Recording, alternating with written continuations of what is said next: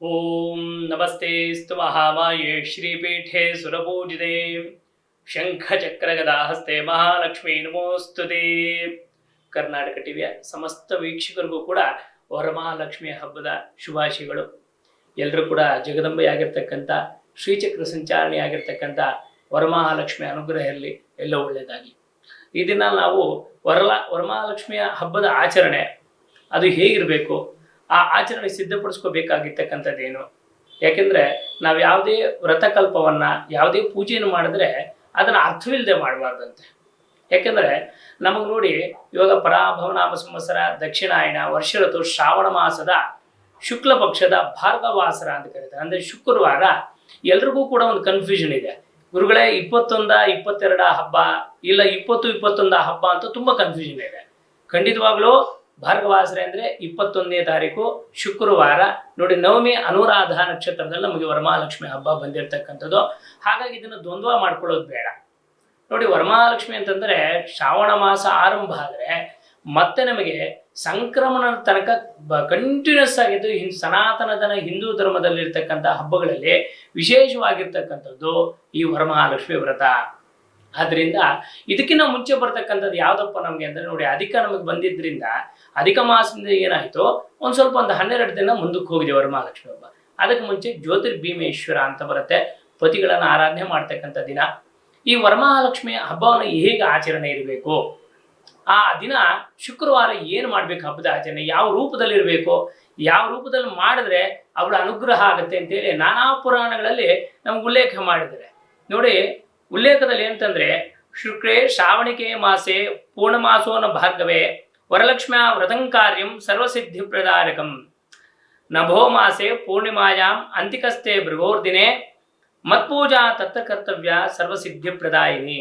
ಅಂದರೆ ಶ್ರಾವಣ ಮಾಸದ ಶುಕ್ಲ ಪೂರ್ಣಿಮೆ ದಿವಸ ಶುಕ್ರಗ್ರಹ ಪೂರ್ವದಲ್ಲಿ ಹುಟ್ಟಿದಾಗ ವರಮಹಾಲಕ್ಷ್ಮಿ ಹಬ್ಬವನ್ನು ಮಾಡಬೇಕು. ನೋಡಿ, ಯಾವುದೇ ರೀತಿಯಾದ ಶಾಸ್ತ್ರನ ಮಾಡಿದ್ದಾರೆ, ಆದರೆ ನಮ್ಮ ಪ್ರತಿಯೊಂದು ಕೂಡ ಸಾಕ್ಷಿ ಅನ್ನೋದಿದೆ. ಯಾಕಂದ್ರೆ ಹಬ್ಬವನ್ನು ಆಚರಣೆ ಮಾಡಬೇಕಾದ್ರೆ ನಾವು ಹಿಂದಿನ ಕಾಲದಲ್ಲೆಲ್ಲ ಪಂಚಾಂಗ ಇತ್ತು, ಹಾಗೆ ನಮ್ಮ ಋಷಿ ಮುನಿಗಳು ನಮಗೆ ಆಧಾರ ಕೊಟ್ಟಿದ್ದಾರೆ. ಆ ಆಧಾರ ಏನಪ್ಪ ಅಂದರೆ ನೋಡಿ, ಶ್ರಾವಣ ಮಾಸದ ಶುಕ್ಲ ಪೌರ್ಣಿಮೆಯ ದಿವಸ ಶುಕ್ರಗ್ರಹ ಪೂರ್ವದಲ್ಲಿ ಕಾಣಿಸುತ್ತಂತೆ. ಆಗ ಕಾಣಿಸಿದಾಗ ವರಮಹಾಲಕ್ಷ್ಮಿ ಪೂಜೆಯನ್ನು ಮಾಡಬೇಕಂತೆ. ಎಷ್ಟೊಂದು ಸಾಕ್ಷಿಪೂರ್ವಕವಾಗಿ ನಮ್ಮ ಪುರಾಣಗಳಲ್ಲಿ ಕೊಟ್ಟಿದ್ದಾರೆ. ಆದ್ದರಿಂದ ಆ ದಿನ ನಾವು ಮಾಡಬೇಕು. ಅದಕ್ಕೆ 21ನೇ ತಾರೀಕಿಗೆ ನಾವು ವರಮಹಾಲಕ್ಷ್ಮಿ ಹಬ್ಬ ಶ್ರೇಷ್ಠವಾದ್ದು ಅಂತ ಹೇಳಿ. ಎರಡನೇದಾಗಿ ನಾವು ಈ ಮಹಾಲಕ್ಷ್ಮಿಯನ್ನ, ಲಕ್ಷ್ಮಿ ಅಂದರೆ ಏನು, ಎಲ್ಲರೂ ಎಲ್ಲ ಪೂಜೆಗಳನ್ನು ಮಾಡ್ತಾರೆ, ಲಕ್ಷ್ಮಿ ಅಂದರೆ ಅರ್ಥ ಗೊತ್ತಿಲ್ಲ ನಮಗೆ. ಪುರಾಣಗಳಲ್ಲಿ ಉಲ್ಲೇಖವಾಗಿರ್ತಕ್ಕಂಥದ್ದು ಲಕ್ಷ್ಮಿ ಎಂಬ ಪದಕ್ಕೆ ಅರ್ಥ ಏನು ಹೇಳ್ತಾರೆ ಅಂತಂತಂದ್ರೆ, ಲಕ್ಷ ಇತಿ ಸರ್ವಂ ಸದಾ ಇತಿ ಲಕ್ಷ್ಮೀ. ಲಕ್ಷ ಇತಿ ಅಂತಂತಂದ್ರೆ ಸರ್ವಸಾಕ್ಷಿ ಆಗಿರ್ತಕ್ಕಂಥ ಮಹಾಲಕ್ಷ್ಮಿ ನಿತ್ಯ ಯೋಗ ಹೊಂದಿದವಳಾಗಿ ನಮ್ಮನ್ನು ನೋಡ್ತಾ ಇರೋವಳು ಅಂತ ಅರ್ಥ. ಏನರ್ಥ? ಲಕ್ಷ್ಮಿ ಅಂದ್ರೆ ಅರ್ಥ ಲಕ್ಷ ಇತಿ ಅಂದ್ರೆ ನಮ್ಮನ್ನು ನೋಡ್ತಾ ಇರೋವಳು. ಅದಕ್ಕೆ ನಾವು ವರಮಹಾಲಕ್ಷ್ಮಿಯನ್ನ ಆರಾಧನೆಯನ್ನು ಈ ಮಾಸದಲ್ಲಿ ಯಾಕಿಟ್ಟಂತಂದ್ರೆ ನೋಡಿ, ದಕ್ಷಿಣಾಯನ ಆರಂಭ ಜೊತೆಯಲ್ಲಿ ಶ್ರವಣ ಇತಿ ಶ್ರಾವಣ ಮಾಸದಲ್ಲಿ ಪವಿತ್ರವಾಗಿರ್ತಕ್ಕಂಥದ್ದು ಏನಪ್ಪಾ ಅಂತಂದ್ರೆ ಹಬ್ಬ ರಚನೆಗಳು. ಎರಡನೇದಾಗಿ ಭಾಗವತ ಪುರಾಣ, ಮತ್ತೆ ಈ ವ್ರತಗಳನ್ನ ಹೆಣ್ಣು ಮಕ್ಕಳು ಶುರು ಮಾಡೋ ತಿಂಗಳು ಅಂತ ಹೇಳ್ತಾರೆ. ಎಲ್ಲರೂ ಗೌರಿನ ಇರ್ತಾರೆ, ಮಂಗಳ ಗೌರಿ ಪೂಜೆಯನ್ನು ಮಾಡ್ತಾರೆ, ಕೆಲವರು ವೈಭವ ಲಕ್ಷ್ಮಿ ಪೂಜೆಯನ್ನು ಮಾಡ್ತಾರೆ. ಹಾಗೆಯೇ ವರಮಹಾಲಕ್ಷ್ಮಿಯಲ್ಲಿ ಬರೀ ಲಕ್ಷ್ಮಿಯನ್ನ ಅರ್ಥ ಅಂತ ತಿಳ್ಕೊಳ್ಳದೆ ಮಾಡಬಾರ್ದು. ಅದಕ್ಕೆ ಈ ತಾಯಿಯನ್ನು ಆರಾಧನೆ ಮಾಡಬೇಕಾದ್ರೆ ನಿಜವಾದ ಅರ್ಥ ತಿಳ್ಕೊಳ್ಳದೆ ಹಬ್ಬನ ಮಾಡದೆ ಪ್ರಯೋಜನ ಇಲ್ಲ. ನಮಗೆ ಮಹಾಲಕ್ಷ್ಮಿನ ಏನಾಗ್ಬಿಟ್ಟಿದೆ ಅಂದ್ರೆ ಒಂಥರ ಟ್ರೆಂಡ್ ಆಗ್ಬಿಟ್ಟಿದೆ ಈ ಹಬ್ಬ. ಹೇಗಂತಂದ್ರೆ ಸೀರೆಯನ್ನು ಕಟ್ಟಲೇಬೇಕು, ದುಡ್ಡನ್ನು ಕಂತೆ ಇಡಲೇಬೇಕು, ಚಿಲ್ಲರೆಯನ್ನು ಇಟ್ಟನೆ ಮಾತ್ರ ಲಕ್ಷ್ಮಿ ತೃಪ್ತಿ ಆಗ್ತಕ್ಕಂಥವಳು. ಖಂಡಿತವಾಗಲ್ಲ, ಅದು ಯಾವುದೂ ಇಲ್ಲ. ನಮ್ಮ ರೂಪಕ್ಕೆ ನಾವು ಇಟ್ಕೊಂತೀವಿ. ಅದಕ್ಕೆ ಒಂದು ಮನೆಯಲ್ಲಿ ಸಿದ್ಧಲಕ್ಷ್ಮಿ, ಮೋಕ್ಷಲಕ್ಷ್ಮಿ, ಜಯಲಕ್ಷ್ಮಿ, ಸರಸ್ವತಿ, ಶ್ರೀಲಕ್ಷ್ಮಿ, ವರಲಕ್ಷ್ಮಿಶ್ಚ ಪ್ರಸನ್ನ ಭವ ಸರ್ವದಾ. ಆ ತಾಯಿ ಸಮುದ್ರ ಮಂಥನ ಆದಾಗ ಆ ಶೇಷಸರ್ಪವನ್ನು ಹಿಡ್ಕೊಂಡು ದೈವರಾಕ್ಷಸರು ಕಡಿದಾಗ ಆಗ ಹುಟ್ಟಿದವಳೆ ಮಹಾಲಕ್ಷ್ಮಿ. ಆಕೆಗೆ ನಾವು ಎಲ್ಲ ರೂಪದಲ್ಲಿ ಕರಿತೀವಿ. ಯಾವುದು? ಸಿದ್ಧಲಕ್ಷ್ಮಿ, ಮೋಕ್ಷಲಕ್ಷ್ಮಿ, ಜಯಲಕ್ಷ್ಮಿ, ಸ್ತ್ರೀಲಕ್ಷ್ಮಿ, ಸಂತಾನಲಕ್ಷ್ಮಿ, ಧಾನ್ಯಲಕ್ಷ್ಮಿ, ಧನಲಕ್ಷ್ಮಿ, ಸ್ಥೈರ್ಯಲಕ್ಷ್ಮಿ ಅಂತ ಕರಿತೀವಿ, ಅಷ್ಟಲಕ್ಷ್ಮಿಯರನ್ನ. ಈಗ ನಮ್ಮ ಮನೋಭಾವನೆ ಏನು, ಲಕ್ಷ್ಮಿ ಅಂದ ತಕ್ಷಣ ಬರೀ ಹಣ ಅಲ್ಲ, ಮನೆಯಲ್ಲಿ ಮಕ್ಕಳು ಲಕ್ಷ್ಮಿನೇ, ಧಾನ್ಯನೂ ಲಕ್ಷ್ಮಿನೇ, ಅದ್ರ ಜೊತೆಲಿ ಧೈರ್ಯ ಲಕ್ಷ್ಮಿ ಅಂತಾರೆ. ಅದಕ್ಕೆ ನಾವು ಆಡು ಭಾಷೆಯಲ್ಲಿ ಹೇಳ್ತೀವಿ, ಧೈರ್ಯ ಸಾಹಸೇ ಲಕ್ಷ್ಮಿ ಅಂತ. ಯಾರಲ್ಲಿ ಧೈರ್ಯ ಸಾಹಸ ಮಾಡೋ ಶಕ್ತಿ ಇರುತ್ತೆ ಅವನ ಹತ್ರ ಮಾತ್ರ ಲಕ್ಷ್ಮಿ ಒಲಿತಾಳೆ. ಎಲ್ಲದಕ್ಕೂ ಹೆದರ್ಕೊಳ್ಳೋವನಿಗೆ, ಅಂಜಿಕೊಳ್ಳೋವನಿಗೆ, ನಾನು ಇದನ್ನ ಮಾಡಿದ್ರೆ ಏನಾಗೋಗುತ್ತೋ, ನಾನು ಆ ಕೆಲಸ ಮಾಡಿದ್ರೆ ಏನಾಗೋಗುತ್ತೋ, ಈ ಕೆಲಸ ಮಾಡಿದ್ರೆ ಏನಾಗುತ್ತೋ ಯೋಚನೆ ಮಾಡ್ಕೊಂಡು ಕೂತ್ಕೊಂಡ್ರೆ ಧೈರ್ಯ ಇಲ್ದವ್ರನ್ನ ಹತ್ರ ಹಣ ಬರಲ್ಲ. ಎರಡನೇದಾಗಿ ಈ ಲಕ್ಷ್ಮಿ ಉದ್ಭವ ಆಗಿರ್ತಕ್ಕಂಥ ಸಮುದ್ರ ಮಂಥನದಲ್ಲಿ. ಹಾಗಾಗಿ ಆ ಶ್ರಾವಣ ಮಾಸದ ಶುಕ್ಲ ಪಕ್ಷದ ಇರ್ತಕ್ಕಂಥ ಭಾರ್ಗವಾಸರೆ ಅಂದ್ರೆ ಶುಕ್ರವಾರ ದಿನ ಲಕ್ಷ್ಮಿಯನ್ನು ಹೇಗೆ ಪೂಜೆ ಮಾಡಬೇಕು ಅಂತಕ್ಕಂಥದ್ದು ಮುಖ್ಯವಾಗಿರ್ತಕ್ಕಂಥದ್ದು. ಅದಕ್ಕೆ ಏನ್ ಹೇಳ್ತಾರೆ ಅಂದ್ರೆ, ಭಾರ್ಗವಾಸರೆ ಅಂದ್ರೆ ಭೃಗು ಮಹರ್ಷಿಗಳಿಂದ ಜನನವಾಗಿರ್ತಕ್ಕಂಥದ್ದು ಈ ತಾಯಿ. ಯಾರು? ಭೃಗುವಿನ ಮಗಳು. ಅದಕ್ಕೆ ಭಾರ್ಗವ ಅಂತ ಕರೀತಾರೆ. ಶುಕ್ರವಾರ ಬೆಳಿಗ್ಗೆ ಪ್ರಾತಃ ಕಾಲದಲ್ಲಿ ಏನ್ ಮಾಡ್ಬೇಕು, ನಾನು ಹೇಳ್ತಕ್ಕಂಥದ್ದನ್ನ ಅನ್ಯತಾ ಭಾವಿಸೋದು ಬೇಡ ವೀಕ್ಷಕರು. ಏನಪ್ಪಾ ಅಂದ್ರೆ, ಯಾವತ್ತು ಸಾಯಂಕಾಲ ನೀರು ಹಾಕ್ಬಿಟ್ಟು ರಂಗೋಲಿ ಹಾಕೊಂಡು ಮಲ್ಕೋಬಾರ್ದು. ಅದು ಸಪ್ತ ಮನೆಯಲ್ಲಿ ಮಾಡ್ತಕ್ಕಂಥ ಕೆಲಸ.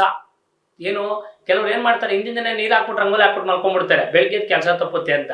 ದಯವಿಟ್ಟು ಆ ಕೆಲಸವನ್ನು ದಯವಿಟ್ಟು ಮಾಡಬೇಡಿ. ಒಂದು ದಿನದಲ್ಲಿ ಬ್ರಾಹ್ಮಿ ಮುಹೂರ್ತ, ಎರಡನೇದಾಗಿ ಅಭಿಜಿನ ಮುಹೂರ್ತ, ಸಾಯಂಕಾಲ ಗೋಧುಳಿ ಮುಹೂರ್ತ ಅಂತ 3 ಮುಹೂರ್ತಗಳಿದೆ. ಅದಕ್ಕೆ ಯಾವಾಗ ರಾತ್ರಿ 8:30 ನೀರು ಹಾಕ್ಬಿಟ್ಟು ರಂಗೋಲಿ ಹಾಕಿ ಮಲ್ಕೊಂಡ್ರೆ ಖಂಡಿತ ದರಿದ್ರ ಬರುತ್ತೆ. ಆ ಕೆಲಸ ಮಾಡಬಾರ್ದು. ಎರಡನೇದಾಗಿ ನೋಡಿ, ಶುಕ್ರವಾರ ದಿನ ಏನು ಮಾಡಬೇಕು, ವರಮಹಾಲಕ್ಷ್ಮಿ ಆಚರಣೆ ಹೇಗಿರ್ಬೇಕಪ್ಪ ಅಂತಂದ್ರೆ, ಮೊದಲನೇದಾಗಿ ಅಭ್ಯಂಗ ಸ್ನಾನವನ್ನ ಮಾಡ್ಬೋದು. ಹಸಿ ಹಾಲನ್ನು ತಲೆಗಿಟ್ಕೊಂಡು ಹೆಣ್ಣು ಮಕ್ಕಳು ಮುಖ್ಯ. ಅದಕ್ಕೆ ಗೃಹಿಣಿ ಗೃಹ ಮುಚ್ಚತೆ ಅಂದ್ರು. ಯಾರ ಮನೆಯಲ್ಲಿ ಹೆಣ್ಣು ಮಕ್ಕಳು ನಗನಗ್ತಾ ಇರ್ತಾರೋ, ಯಾರ ಮನೆಯಲ್ಲಿ ಹೆಣ್ಣು ಮಕ್ಕಳು ನಗನಗ್ತಾ ಸುಭಿಕ್ಷವಾಗಿರ್ತಾರೋ ಆ ಮನೆಯಲ್ಲಿ ಲಕ್ಷ್ಮಿ ತಾಂಡವಾಡ್ತಾರಂತೆ. ಅದಕ್ಕೆ ನ ಸ್ತ್ರೀ ಪೂಜಂತೆ, ಎಲ್ಲಿ ಪೂಜೆ ಆಗುತ್ತೆ ಹೆಣ್ಣಿಗೆ ಅಲ್ಲಿ ಲಕ್ಷ್ಮಿ ತಾಂಡವಾಡ್ತಾಳಂತೆ. ಅದಕ್ಕೆ ಆ ದಿನ ಹೆಣ್ಮಕ್ಳು ತಲೆಗೆ ಸ್ನಾನವನ್ನು ಮಾಡಿ ಕೂದಲನ್ನು ಬಿಟ್ಕೊಂಡು ಪೂಜೆ ಮಾಡಬಾರ್ದು. ಯಾಕೆಂದ್ರೆ ಕೂದಲು ಆರಿಸ್ಕೊಂಡು ಜಡೆ ಹಾಕೊಂಡು ಪೂಜೆ ಮಾಡಬೇಕು, ಕೂದಲು ಬಿಟ್ಕೊಂಡು ಪೂಜೆ ಮಾಡಬಾರ್ದು. ಅದು 2 ಜಡೆ ಹಾಕಿದ್ರೆ ತುಂಬಾ ಶ್ರೇಷ್ಠ ಅಂತ ಹೇಳ್ತಾರೆ ಹೆಣ್ಣು ಮಕ್ಕಳು. ಮದುವೆ ಆಗಿರ್ತಕ್ಕಂಥ ಒಂದು ಜಡೆಯನ್ನು ಹಾಕೊಂಡು ಮೊದಲು ಸ್ನಾನ ಆದ್ಮೇಲೆ ಹಣೆಗೆ ಕುಂಕುಮ ಇಡಬೇಕು. ಇವಾಗ ಏನ್ ಮಾಡ್ತಾರೆ, ಎಲ್ಲಾ ತಗೊಂಡೋಗಿ ಇಲ್ಲಿಡ್ತಾರೆ ಹೆಣ್ಮಕ್ಳು ಕುಂಕುಮ. ಇಲ್ಲಿ ಯಾರು ಹೆಣ್ಮಕ್ಳು ಕುಂಕುಮ ಇಲ್ಲಿ ಇಡ್ತೀರಾ ಖಂಡಿತವಾಗ್ಲೂ ದೃಷ್ಟಿ ಪಡ್ಕೊಂಡು ಹೋಗುತ್ತೆ. ಅದಕ್ಕೆ ಲಲಾಟ ಸ್ಥಾನೆ ನೋಡಿ, ಕುಂಕುಮವನ್ನ ಹೆಣ್ಣು ಮಕ್ಕಳು ಈ ಬೆರಳಲ್ಲಿ ಧಾರಣೆ ಮಾಡಬೇಕು. ಅದಕ್ಕೆ ಹೇಳಿದ್ರು ಹಸ್ತ ಸಾಮಗ್ರಿಯಲ್ಲಿ ನೋಡಿ, ಈ ಬೆರಳಿಗಿರ್ತಕ್ಕಂಥದ್ದು ಇದು ರವಿಯ ಬೆರಳು, ನಂತರ ಬುಧನ ಬೆರಳು, ಇದು ಶನಿಯ ಬೆರಳು, ಇದು ಗುರುವಿನ ಬೆರಳು. ಕರಾಗ್ರೇ ವಸತೆ ಲಕ್ಷ್ಮಿ, ಕರಮಧ್ಯೆ ಸರಸ್ವತಿ, ಕರಮೂಲೆ ಸ್ಥಿತೇ ಗೌರಿ, ಪ್ರಭಾತೆ ಕರದರ್ಶನಂ. ಈ ನಮ್ಮ ಕೈಯಲ್ಲಿ 3 ದೇವತೆಗಳಿದ್ದಾರೆ. ಅದಕ್ಕೆ ನಾವು ಕುಂಕುಮನ ಹೆಣ್ಮಕ್ಳು ಇಟ್ಕೋಬೇಕಾದ್ರೆ ಈ ರೀತಿಯಾಗಿ ಧಾರಣೆ ಮಾಡ್ಬೇಕು ಹೆಣ್ಣು ಮಕ್ಕಳು. ಈ ರೀತಿಯಾಗಿ ಕುಂಕುಮನ ಇಟ್ಕೊಂಡು ಶುಭ್ರವಾಗಿರ್ತಕ್ಕಂಥ ವಸ್ತ್ರವನ್ನು ಇಟ್ಕೊಂಡು ರೇಷ್ಮೆ ಸೀರೆಯನ್ನು ಉಡ್ತಿರೋ ಯಾರು ಯೋಗ್ಯತೆಗೆ ಭಗವಂತ ನಮ್ಗೆ ಏನು ಶಕ್ತಿ ಕೊಟ್ಟಿದಾನೋ ಆ ಶಕ್ತಿ ಅನುಷ್ಠಾನ ವಸ್ತ್ರವನ್ನು, ಶುಭ್ರ ವಸ್ತ್ರವನ್ನು ಹಾಕೊಂಡು ಇರ್ತಕ್ಕಂಥ ತಲೆಗೆ ಹೂವನ್ನು ಮುಡಿದು ಬಳೆಯನ್ನು ಧಾರಣೆ ಮಾಡಬೇಕು. ಸ್ಟೈಲಿಗೆ ವಾಚ್ ಕಟ್ಕೊಂಡ್ಬಿಟ್ರೆ ಆಗಲ್ಲ. ಹೆಣ್ಣು ಮಕ್ಕಳು ಇದನ್ನು ಅಪಾರ್ಥ ಮಾಡ್ಕೋಬಾರ್ದು. ಕೈಗೆ ಹಸಿರು ಕೆಂಪು ಬಳೆಯನ್ನು ಧಾರಣೆ ಮಾಡಿಕೊಂಡು ಕಾಡಿಗೆಯನ್ನು ಹಚ್ಕೋಬೇಕಂತೆ. ಯಾಕೆಂದ್ರೆ ದೈವೀ ಸ್ವರೂಪಿಣಿ ಅಂತ ಕರೀತಾರೆ ಹೆಣ್ಮಕ್ಳನ್ನ. ಅದಕ್ಕೆ ಕಾಡಿಗೆಯನ್ನು ಹಚ್ಕೊಂಡು ಶುಭ್ರವಾಗಿ ಒಂದು ತಟ್ಟೆಯಲ್ಲಿ ಏನ್ ಮಾಡ್ಬೇಕಂದ್ರೆ, ಮೊದಲು ಒಂದು ಮಣೆ ಮೇಲೆ ಸ್ವಸ್ತಿಕನ್ನ ಅಥವಾ ಅಷ್ಟದಳ ಪದ್ಮಾನ ಬರೆದು, ಒಂದು ಕುಂಭ ಅಂದ್ರೆ ಒಂದು ಇರ್ತಕ್ಕಂಥ ಒಂದು ತಂಬಿಗೆನೋ, ಅದು ಬೆಳ್ಳಿನೋ ತಾಮ್ರನೋ ಹಿತ್ತಾಳೆಯೋ ಯಾವ್ದಾದ್ರು ಪರವಾಗಿಲ್ಲ, ಆದ್ರೆ ಭಕ್ತಿ ಮುಖ್ಯ ಅಂತ ಹೇಳ್ತಾನೆ ಶಾಸ್ತ್ರದಲ್ಲಿ. ಅದಕ್ಕೊಂದು ಕುಂಭನಿಟ್ಟು ಅಕ್ಕಿಯನ್ನು ಹಾಕಬೇಕು. ಅದು ಕುಂಭ ಅಂತ ಕರೆದು. ಕುಂಭ ಅಂದ್ರೆ ಏನರ್ಥ, ಅಕ್ಕಿಯನ್ನು ಅರ್ಧಂಬರ್ಧ ಹಾಕಬಾರ್ದು. ಅದ್ರಲ್ಲಿ ಹಾಕ್ಬೇಕಾದ್ರೆ ಕಂಠ ಪ್ರದೇಶ, ತಂಬಿಗೆ ಈ ಭಾಗದ ತನಕ ನಾವು ಅಕ್ಕಿಯನ್ನ ಹಾಕಬೇಕು. ಕೆಲವರು ಗೋಧಿಯನ್ನು ಹಾಕ್ತಾರೆ. ಅದ್ರ ಜೊತೆಯಲ್ಲಿ ಆ ಬಿಂದಿಗೆಗೆ ಲಕ್ಷ್ಮೀ ಕಾಯನ್ನೇ ಬೇಕು, ಬೆಳ್ಳಿದೇ ಬೇಕು ಅಂತ ಇಲ್ಲ ಖಂಡಿತವಾಗಲು. ಅವಳಿಗೆ ಕೇಳೋದೇನಂತಂದ್ರೆ, ಸುಮಂಗ್ಲಿರು ಬಯಸಿದ್ದೇನೋ, ಸ್ವಾಮಿ ಗುರುಗಳೇ ನಾನು ಮುತ್ತೈದೆ ಆಗಿ ಹೋದ್ರೆ ಸಾಕು ಅಂತ ಹೇಳ್ತಾರೆ ಎಲ್ರು. ಅದಕ್ಕೆ ಮುತ್ತೈದೆಗೆ ಏನ್ ಬೇಕು ಮುಖ್ಯ? ಅವಳು ಕೇಳೋದು ಅರಿಶಿನ, ಕುಂಕುಮ, ಗಂಧ. ನಿಮ್ಮ ಮನೇಲಿ ಯಾವ ಕಾಯಿನಿದ್ರೆ ಆ ಕಾಯಿನನ್ನೇ ಹಾಕಿ. ಅದ್ರ ಜೊತೆಯಲ್ಲಿ ಕೆಲವರು ವಿಳ್ಯದೆಲೆನ ಹಾಕ್ತಾರೆ, ಕೆಲವರು ಕುಂಭಕ್ಕೆ ಮಾವಿನ ಸೊಪ್ಪು ಹಾಕ್ತಾರೆ. ಅದಕ್ಕೆ ಶುಭ್ರವಾಗಿ ನೀವು ಬ್ಲೌಸ್ ಪೀಸ್ ಆದರೂ ಕಟ್ಬೋದು, ಸೀರೆಯನ್ನೇ ಕಟ್ಟಬೇಕು ಅಂತೇನಿಲ್ಲ. ಅವಳು ಕೇಳೋದೂ ಇಲ್ಲ. ನಿಮಗೆ ಶಕ್ತಿ ಸೀರೆಯನ್ನು ಕಟ್ಟಿ, ಇಲ್ಲ ಒಂದು ಕುಪಸದ ಬಟ್ಟೆಯನ್ನು ಹಾಕಿ, ಅದಕ್ಕೆ ಯಾವ ಬಣ್ಣ ಅಂತ ಏನಿಲ್ಲ, ನಿಮಗೆ ಯಾವ ಬಣ್ಣ ಇದೆಯೋ ಆ ಬಣ್ಣನ ಹಾಕಿ.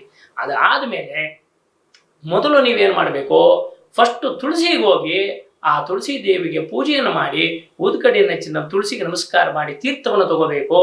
ಆ ಮೃತ್ತಿಕೆ ಅಂದ್ರೆ ತುಳಸಿ ಮೃತ್ತಿಕೆಯನ್ನ ಕಣ್ಣಿಗೆ ಹಚ್ಕೋಬೇಕು ಹೆಣ್ಣು ಮಕ್ಕಳು. ಯಾಕೆಂದ್ರೆ ಆ ಮೃತ್ತಿಕೆಯಲ್ಲಿ ಅಂದ್ರೆ ಮಣ್ಣಿನಲ್ಲಿ, ತುಳಸಿಯ ಮಣ್ಣಿನಲ್ಲಿ ಅಷ್ಟೊಂದು ಶಕ್ತಿ ಇದೆ. ಆದ್ರಿಂದ ದರಿದ್ರವನ್ನು ಬಿಡ್ಲಿಕ್ಕೆ ಬಿಡಲ್ಲ ಮನೆಯಲ್ಲಿ. ಹಾಗಾಗಿ ಎಲ್ಲರ ಮನೆಯ ಮುಂದೆ ತುಳಸಿನ ಯಾಕೆ ಇಡ್ತಾರೆ ಅಂದ್ರೆ ಅದನ್ನ ಬೇಕಾದ್ರೆ ಇನ್ನೊಂದು ಸಂಚಿಕೆಯಲ್ಲಿ ತಿಳಿಸ್ತೀನಿ ನಾನು. ಅದನ್ನ ಇಟ್ಕೊಂಡು ಹೊಸ್ತಲೆ ತಗೊಂಡು ಹೊಸ್ತಲನ್ನು ಕ್ಲೀನಾಗಿ ತೊಳೆದು ಅದಕ್ಕೆ ಅರಿಶಿನ, ಕುಂಕುಮ, ಅಕ್ಷತೆ, ಗಂಧ ಇಟ್ಟು 2 ತುಪ್ಪದ ಬತ್ತಿ ದೀಪವನ್ನು ಹಚ್ಚಬೇಕು ಹೊಸ್ತಲೆ ಹತ್ರ. ಯಾಕಂದ್ರೆ ಆ ತಾಯಿ ವರಮಹಾಲಕ್ಷ್ಮಿ ಬರ್ಬೇಕಾದ್ರೆ ಅವಳು ನೋಡ್ತಾಳಂತೆ, ಈ ಮನೇಲಿ ಕಸ ಇದೆಯಾ, ಈ ಮನೇಲಿ ಕೆಟ್ಟ ಮಾತು ಮಾತಾಡ್ತಾರ, ಗಂಡ ಹೆಂಡತಿಯರು ಎಲ್ಲಿ ಮನೇಲಿ ಜಗಳ ಆಡ್ತಾರ, ಆ ಮನೆಗೆ ಲಕ್ಷ್ಮಿ ಬರಲ್ಲ. ಯಾರ ಮನೇಲಿ ಕಸ ತಾಂಡಬಾರ್ದಂತೆ ಲಕ್ಷ್ಮಿ ಬರಲ್ಲ. ಯಾರ ಮನೆಯಲ್ಲಿ ಮಕ್ಕಳನ್ನ ಬೈತಾ ಇರ್ತಾರೆ ಲಕ್ಷ್ಮಿ ಬರಲ್ಲ. ಆಯ್ತಾ?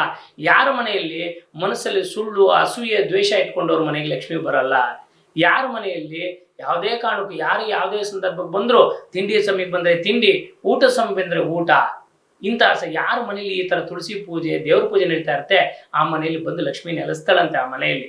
ಹಾಗಾಗಿ ಈ ಹೊಸ್ತಲು ಪೂಜೆ ಮಾಡಿ ಒಳಗಡೆ ಬಂದು ಮೊದಲನೇದಾಗಿ ಅರಿಶಿನ, ಕುಂಕುಮ, ಊದುಕಡ್ಡಿ, ಕರ್ಪೂರ, ಇಲ್ಲ ಕರ್ಪೂರ ಹೊಗೆ ಬರುತ್ತೆ ಗುರುಗಳೇ ಅಂತಂದ್ರೆ ತುಪ್ಪದ ಬತ್ತಿ ತುಂಬಾ ಶ್ರೇಷ್ಠ.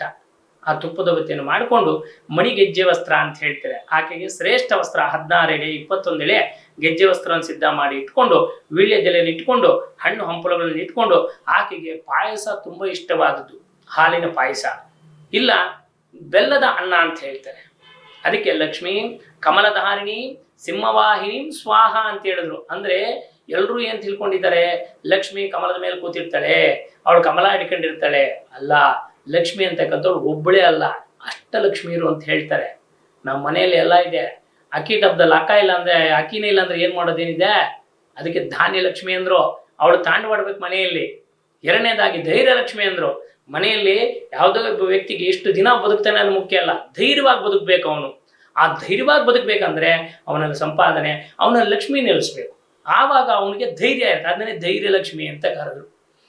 ಹಾಗಾಗಿ ಆ ಲಕ್ಷ್ಮಿಯನ್ನು ಪೂಜೆ ಮಾಡಬೇಕಾದ್ರೆ ಆ ಕುಂಭಕ್ಕೆ ಲಕ್ಷ್ಮಿಯನ್ನು ಆವಾಹನೆ ಮಾಡಿ ನೋಡಿ, ದೋರ ಗ್ರಂಥಿ ಅಂತ ಹೇಳಿ ಹೆಣ್ಣು ಮಕ್ಕಳಿಗೆ ಇದು ಮುಖ್ಯವಾಗಿರ್ತಕ್ಕಂಥದ್ದು. ಅದಕ್ಕೆ ಲಕ್ಷ್ಮೀಂ ಕ್ಷೀರ ಸಮುದ್ರ ರಾಜತನಯಾಂ ಶ್ರೀರಂಗಧಾಮೇಶ್ವರೀಂ, ಅದಕ್ಕೆ ಹಿರಣ್ಯವರ್ಣಾಂ ಹರಿಣೀಂ ಸುವರ್ಣ ರಜತಸ್ತ್ರಜಾಂ.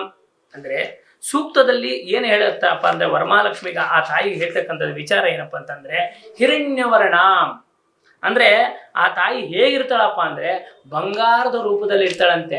ಅದಕ್ಕೆ ನೀವು ಮುಖವಾಡ ಏನ್ ಬೇಕಾದ್ರೂ ಇಟ್ಕೊಳ್ಳಿ, ಬೆಳ್ಳಿ ಮುಖವಾಡ ಇಡ್ತಾರೋ ಹರಿದ್ರಾಂಪ, ಅದಕ್ಕೆ 12 ತಂತು ಗ್ರಂಥಿಗಳು ಅಂತ ಹೇಳ್ತಾರೆ. 12 ಗಂಟು ಹಾಕಿರ್ತಕ್ಕಂಥ ಗ್ರಂಥಿಯನ್ನು ಹಾಕೊಂಡು ಆ ಗ್ರಂಥಿ ದೋರ ಗ್ರಂಥಿ ಪೂಜೆಯನ್ನು ಮಾಡಿ ಆ ದೇವಿಗೆ ಅದು ಕೊನೆಯಲ್ಲಿ ಕಟ್ಕೋಬೇಕು. ಈಗ ನಮ್ಮ ಈ ದಕ್ಷಿಣ ಭಾರತದ ಕಡೆಯಲ್ಲಿ ಏನು ಮಾಡ್ತಾರೆ, ಯಾವ ವ್ರತಗಳಾದಾಗ ದಾರವನ್ನ ಅನಂತ ಪದ್ಮನಾಭ ವರಮಹಾಲಕ್ಷ್ಮಿ ಕಟ್ಕೊಂತಾರೆ.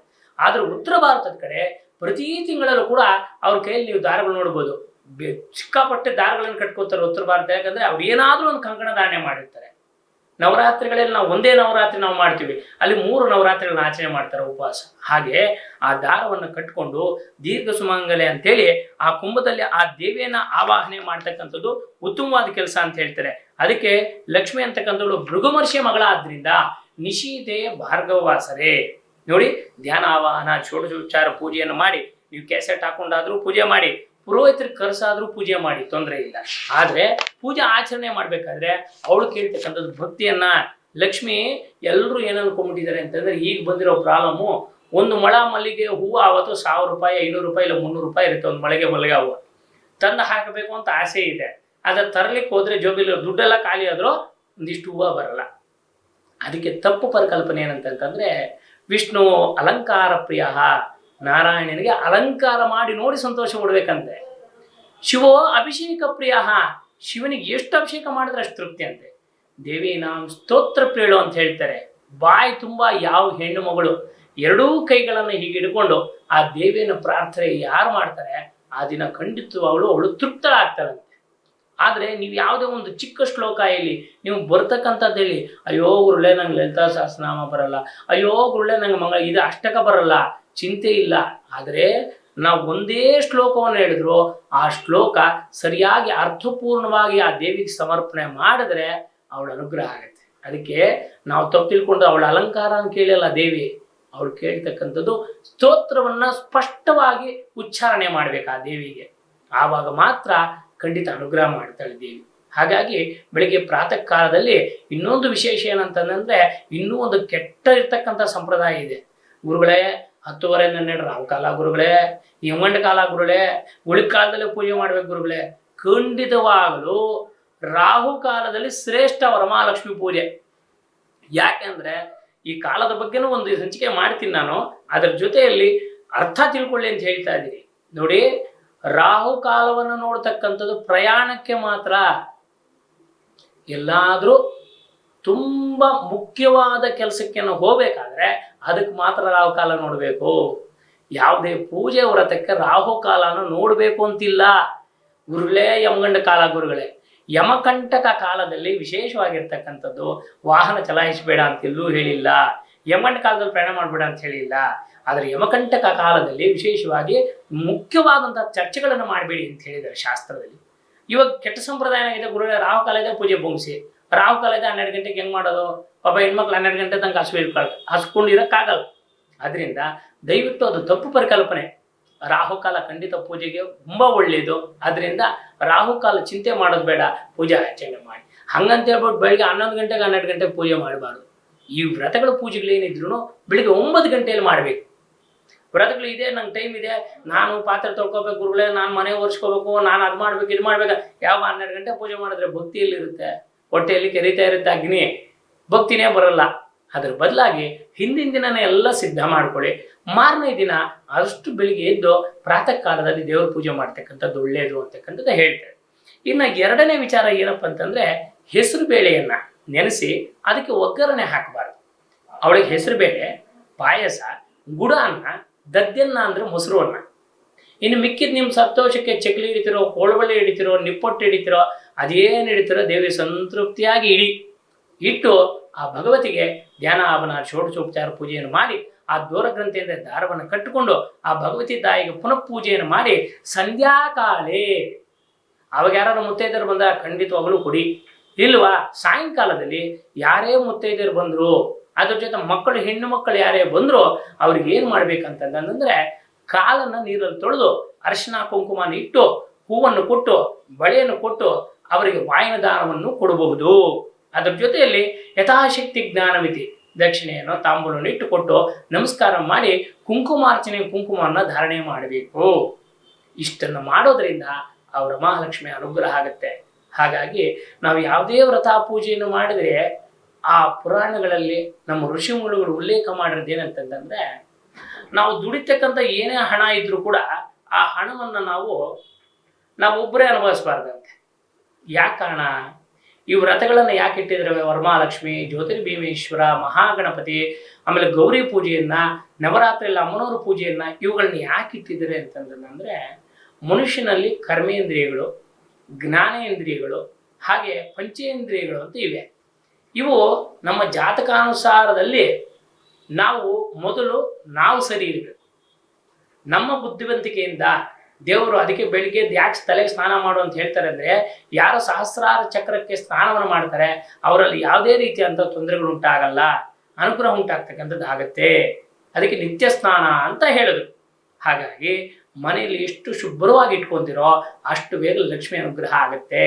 ಅದರಿಂದ ಕುಡಿತಕ್ಕಂಥ ಡ್ರಿಂಕ್ಸ್ ಎಲ್ಲ ಇರ್ತಾರೆ ಪರಮಾತ್ಮ. ಹಾಗಾಗಿ ಯಾರು ದುಶ್ಚಟಗಳು ಇಟ್ಕೊಂಡಿರ್ತಾರೆ ಮನೆಯಲ್ಲಿ, ಆ ಮನೆಯಲ್ಲೂ ಲಕ್ಷ್ಮಿ ಬರಲ್ಲ. ಕೆಲವ್ರ ಮನೇಲಿ ಏನು ಮಾಡಲ್ಲ, ಸಿಕ್ಕಾಪಟ್ಟೆ ಏನು ಗುರುಗಳೇ, ಕೆಲವ್ರು ಏನೂ ಪೂಜೆ ಮಾಡಲ್ಲ, ಅವ್ರ ಮನೇಲಿ ಸಿಕ್ಕಾಪಟ್ಟೆ ಶ್ರೀಮಂತರು ಅಂತ. ಅವ್ರು ಯಾಕೆ ಶ್ರೀಮಂತರಾಗಿರ್ತಾರೆ? ಅದ್ರ ಜೊತೆ ಕಾಯಿಲೆನೂ ಅನುಭವಿಸ್ತಾ ಇರ್ತಾರೆ. ಅದರಿಂದ ನಾವು ಏನೇ ಸಂಪಾದನೆ ಮಾಡೋದು ನ್ಯಾಯ ಧರ್ಮವಾಗಿರ್ತಕ್ಕಂಥ ಸಂಪಾದನೆ ನಮ್ಮಲ್ಲಿರಬೇಕು.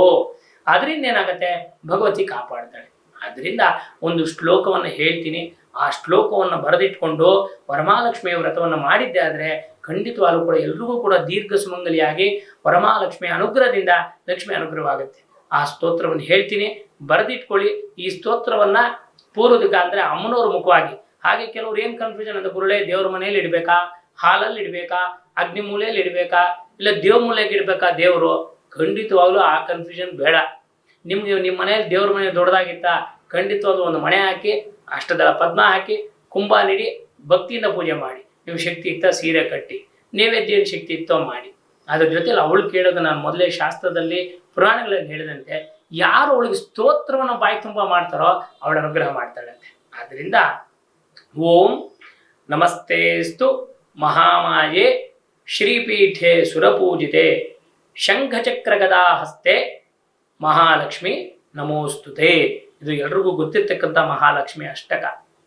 ಎರಡನೇದೇನಪ್ಪ ಅಂದ್ರೆ ಓಂ ಹಸ್ತದ್ವಯೇನ ಕಮಲೆ ಧಾರಯಂತೀಂ ಸುಲೀಲಯ ಹಾರನೂಪುರ ಸಂಯುಕ್ತಾಂ ಲಕ್ಷ್ಮೀಂ ದೇವೀಂ ವಿಚಿಂತಯೇ.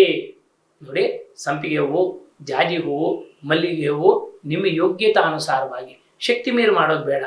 ಅವಳಿಗೆ ಈ ಹೂವುಗಳನ್ನು ಇಟ್ಟುಕೊಂಡು ಅವಳಿಗೆ ಶ್ರೇಷ್ಠವಾದ ಏನಪ್ಪ ಅಂದರೆ ಅರಿಶಿಣ, ಕುಂಕುಮ, ಬಳೆ, ಈ ಹೂಗಳು. ಅದಕ್ಕೆ ಹೇಳ್ತಾರೆ ಲಕ್ಷ್ಮೀನಾರಾಯಣ ಹೃದಯದಲ್ಲಿ ಮುಖ್ಯವಾಗಿರ್ತಕ್ಕಂಥದ್ದು ಜಾಜಿ ಕೇತಕಿ ಕಲ್ಲಹಾರಿ ಚಂಪಕ ಮಲ್ಲಿಕಾದಿಭಿ ಪುಷ್ಪೇ ಪೂಜಾಂ ಕರೋಮ್ಯಾಶೋ ಬರದೇ ಭಕ್ತವತ್ಸಲೆ. ಇವಳಿಗೆ ಈ ಪೂಜೆಯನ್ನು ಸಮರ್ಪಣೆ ಮಾಡಿ, ಈ ಹೂಗಳನ್ನು ಸಮರ್ಪಣೆ ಮಾಡಿ, ಈ ನೈವೇದ್ಯವನ್ನು ಸಮರ್ಪಣೆ ಮಾಡಿದಾಗ ಅವಳು ಸಂತೃಪ್ತಳಾಗ್ತಾರಂತೆ. ಅದಕ್ಕೆ ಸಾಯಂಕಾಲವೂ ಕೂಡ ತುಳಸಿಗೆ ಆರತಿ, ಹೊಸಲಿಗೆ ಆರತಿ. ಅದೇ ರೀತಿಯಾಗಿ ಶುಕ್ರವಾರ ಬಂದಿರೋದ್ರಿಂದ ಆವತ್ತು ವಿಸರ್ಜನೆ ಮಾಡ್ಲಿಕ್ಕಾಗಲ್ಲ. ಗುರುಗಳ ವಿಸರ್ಜನೆ ಯಾವಾಗ ಮಾಡಬೇಕು? ವರಮಹಾಲಕ್ಷ್ಮಿ ಕೂಡಿಸ್ಬಿಟ್ಟಿದ್ದೀವಿ. ಕೆಲವರು ಹೇಳ್ತಾರೆ 3 ದಿನ ಇಟ್ಕೊಳ್ಳಿ ಅಂತಾರೆ, ಮಾರನೇ ದಿನ ಡ್ಯೂಟಿಗೆ ಹೋಗ್ಬೇಕು, ಬೆಳಿಗ್ಗೆ ಯಾರು ನೋಡ್ಕೊಂತಾರೆ ದೇವ್ರನ್ನ ಅಲ್ವಾ? ಇದು ಒಂಥರ ಸಂಶಯನೇ. ಅದಕ್ಕೆ ಏನು ಮಾಡಿ ಅಂದರೆ ಶುಕ್ರವಾರದ ದಿನ ಆರತಿಯನ್ನು ಮಾಡಿ ಶನಿವಾರ ಪ್ರಾತಃ ಕಾಲದಲ್ಲಿ ಆ ಕುಂಭವನ್ನು ಅಂದರೆ ಕಲಶವನ್ನು ವಿಸರ್ಜನೆ ಮಾಡ್ಬೋದು. 3 ದಿನ ಇಟ್ಕೊಳ್ಳೇಬೇಕು ಅಂತ ಯಾವ ಶಾಸ್ತ್ರದಲ್ಲೂ ಉಲ್ಲೇಖ ಇಲ್ಲ. ಆದ್ದರಿಂದ ಶನಿವಾರವೇ ವಿಸರ್ಜನೆಯನ್ನು ಮಾಡಬಹುದು. ಹಾಗಾಗಿ ನಾವು ಬರೀ ವರಮಹಾಲಕ್ಷ್ಮಿ ಅಂತಾನೆ ಅಲ್ಲ, ಪ್ರತಿ ಶುಕ್ರವಾರವೂ ಲಕ್ಷ್ಮಿ ಬರ್ತಕ್ಕಂಥ ದಿನ. ಆದ್ದರಿಂದ ಯಾರ ಮನೆಯಲ್ಲಿ ಸ್ತೋತ್ರ ಚೆನ್ನಾಗಿ ನಡೆಯುತ್ತೆ, ಯಾರ ಮನೆಯಲ್ಲೂ ಕೂಡ ಸುಭಿಕ್ಷವಾಗಿ ಮನೆ ಕ್ಲೀನ್ ಆಗಿರುತ್ತೆ, ಯಾರ ಮನೆಯಲ್ಲಿ ದೇವಿ ಸ್ತೋತ್ರಗಳು ಪಠನೆ ಆಗ್ತಾ ಇರುತ್ತೆ, ಆ ನ್ಯಾಯ ಧರ್ಮ ಸುಳ್ಳನ್ನು ಎಲ್ಲೇ ಹೇಳಲ್ಲ, ಲಕ್ಷ್ಮಿಯಲ್ಲಿ ನೆಲೆಸ್ತಾಳಂತೆ. ಹಾಗಾಗಿ ನಮ್ಮ ಕರ್ನಾಟಕ ಟಿವಿಯ ವತಿಯಿಂದ ಹೇಳ್ತಕ್ಕಂಥದ್ದು ಎಲ್ರಿಗೂ ಕೂಡ ವರಮಹಾಲಕ್ಷ್ಮಿಯ ಅನುಗ್ರಹದಿಂದ ಧನ ಕನಕ ವಸ್ತು ವಾಹನ, ಇವೆಲ್ಲ ಏನು ಹೇಳ್ತಾರೆ? ಧನ, ಕನಕ, ವಸ್ತು, ವಾಹನ. ಗಾಡಿ ಇದೆಯಲ್ಲ, ಆ ಗಾಡಿ ತಗೋಬೇಕಾದ್ರೆ ಯೋಗ. ಅದಕ್ಕೆ ಹೇಳ್ತಾರೆ ಋಣಾನುಬಂಧ ರೂಪೇಣ ಪಶುಪತ್ನಿ ಸುತಾಲಯ. ಋಣಾನುಬಂಧ ಅಂತಕ್ಕಂತಿರ್ಬೇಕು. ನಾನು ಇದನ್ನ ತಗೋಬೇಕು ಅಂತಂದ್ರೆ ಅದು ಸಿಗಲ್ಲ, ನಾನು ಒಳ್ಳೆ ಟೈಮ್ ಇದ್ರೆ ಸಿಗುತ್ತೆ. ಅದಕ್ಕೆ ಯಾವುದೇ ಯೋಗ ಬರಲಿ, ಒಂದು ಗಾಡಿ ಬರಲಿ, ಒಂದು ಮದುವೆ ಆಗಲಿ, ಒಂದು ಮಕ್ಕಳಾಗಲಿ, ಇವೆಲ್ಲೂ ಕೂಡ ಒಳ್ಳೆ ಟೈಮಲ್ಲಿ ಬರ್ಬೇಕಂತೆ. ಕೆಟ್ಟ ಟೈಮಲ್ಲಿ ಬಂದರೆ ನಮ್ಮ ಹತ್ರ ಉಳಿಯಲ್ಲ. ಅದಕ್ಕೆ ಆ ದೇವಿನ ಏನು ಕೇಳ್ಕೊಬೇಕಂದ್ರೆ ನಮಗೆ ಯಾವಾಗ ಒಳ್ಳೆ ಟೈಮ್ ಬರುತ್ತೆ ಆ ಟೈಮಲ್ಲೇ ಕೊಡು ಅಂತ ಕೇಳ್ಕೊಡು. ಅದ್ರ ಜೊತೆಯಲ್ಲಿ ಋಣ, ಯಾರ ಮನೇಲಿ ಸಾಲ ಇರುತ್ತೆ ಆ ಮನೆ ಉದ್ಧಾರ ಆಗಲ್ಲ. ರೋಗ, ಯಾರ ಮನೇಲಿ ಜಾಸ್ತಿ ಅನುಭವಿಸಕ್ಕಾಗದ ರೋಗ ಇರುತ್ತೆ ಆ ಮನೆ ಉದ್ಧಾರ ಆಗಲ್ಲ. ದಾರಿದ್ರ್ಯ ಏನು, ಕೆಲವರು ಇರ್ತಾರೆ ಕಳ್ಳರು, ಅವ್ರಿಗೆಲ್ರಿಗೂ ಇದ್ರು ನಾನು ಏನೂ ಇಲ್ಲ, ಯಾರೋ ದುಡ್ಡು ಕೇಳಿದ್ರೆ ಏನಂತಾರೆ ಅಂತಂದ್ರೆ ಅಯ್ಯೋ ನಾನು ಇಲ್ಲ ಗುರು ಅಂತಾರೆ. ಇದೇ ಅಂತ ಹೇಳಲ್ಲ ಅವ್ರ ಬಾಯಲ್ಲಿ, ಇದ್ರೂ ಇಲ್ಲ ಅಂತ ಹೇಳ್ಕೊತಾ ಇರ್ತಾರೆ. ಅದು ಹಂಗೆ ಆಗೋಗ್ಬಿಡುತ್ತೆ. ಪಾಪ ಕ್ಷುದಪ ಮೃತ್ಯವಾಹ ಅಂದ್ರೆ ಏನು? ಪಾಪ ಅಂದ್ರೇನು? ಯಾವಾಗಲೂ ಹೆಣ್ಮಕ್ಳು ಕಣ್ಣಲ್ಲಿ ನೀರಾಗ್ತಾ ಇದ್ರೆ ಮನೆಯಲ್ಲಿ ಆ ಮನೆ ಉದ್ಧಾರ ಆಗಲ್ಲ. ಕ್ಷುದಪ ಮೃತ್ಯವಾಹ, ಯಾವಾಗಲೂ ಮನೆಯಲ್ಲಿ ಸಾವಿರ ಮಾತುಗಳಾಡ್ತಾ ಇದ್ರೆ ಆ ಮನೆ ಖಂಡಿತವಾಗಿ ಲಕ್ಷ್ಮಿ ಬರಲ್ಲ. ಭಯ ಕ್ಲೇಶ ಮನಸ್ತಾಪ, ಭಯ ಅಂತಕ್ಕಂಥದ್ದು ಯಾರು ಬಂದು ಯಾರು ಬಡ್ಡಿ ಕೇಳ್ತಾರೋ, ಯಾರು ಬಂದು ಏನು ಹೊಡೆದು ಬಿಡ್ತಾರೋ ಈ ಭಯ ಇರಬಾರ್ದು, ಮನಸ್ತಾಪ ಇರಬಾರ್ದು ಅಂತ ಹೇಳ್ತಾರೆ. ಹಾಗಾಗಿ ಈ ಅಷ್ಟದಾರಿದ್ರ್ಯಗಳು ಯಾರಿಗೂ ಇರದೇ ಇರಲಿ. ಅದೇ ರೀತಿ ಕರ್ನಾಟಕ ಟಿವಿಯ ಸಮಸ್ತ ಇರ್ತಕ್ಕಂಥ ಕರ್ನಾಟಕ ಜನತೆಗೆ ಹಾಗೆ ಭೂಮಂಡಲಕ್ಕೆ ಅಲಕ್ಷ್ಮಿ ಪರಿಹಾರ ಆಗಲಿ, ಎಲ್ಲರ ಮನೆಯಲ್ಲಿ ಲಕ್ಷ್ಮಿ ನೆನೆಸಲಿ, ಎಲ್ಲ ಕಷ್ಟಗಳು ಪರಿಹಾರ ಆಗಿ ಕೇಳ್ಕೊಳ್ತಾ ಮಹಾಲಕ್ಷ್ಮಿ ಅನುಗ್ರಹ ಅಂತ ಹೇಳ್ತೀನಿ. ಸತ್ಯಾಸ್ತಂದು ಯಜಮಾನಸ್ಯ ಕಾಮ